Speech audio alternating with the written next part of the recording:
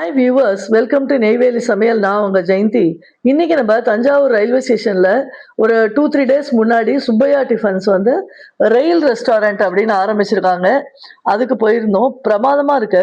Actually வெளியில் பார்த்தீங்கன்னா அந்த பிளாட்ஃபார்ம் அதுதான். அந்த பிளாட்ஃபார்ம் செட்டப்பில் நிறைய டேபிள் சேர்ஸ் போட்டு இருக்கு.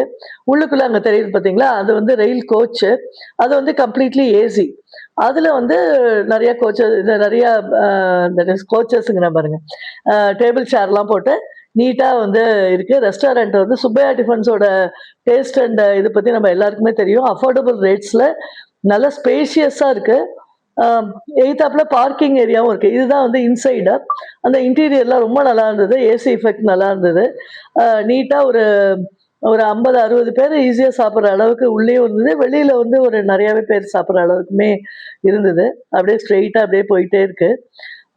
மார்னிங் ஒரு 7லேருந்து நைட் வரைக்கும் இருக்கும் அப்படின்னு சொல்லிட்டு இருந்தாங்க. மீல்ஸ் எல்லாம் வந்து ஃபுல் மீல்ஸ் எல்லாமே ரொம்ப அஃபோர்டபுள் ப்ரைஸில் இருந்தது. ஸோ ஸ்டேஷனுக்கு போகும்போதோ இல்லை வரும்போதோ நீங்கள் வந்து ஒன்ஸ் இதை ட்ரை பண்ணுங்கள்.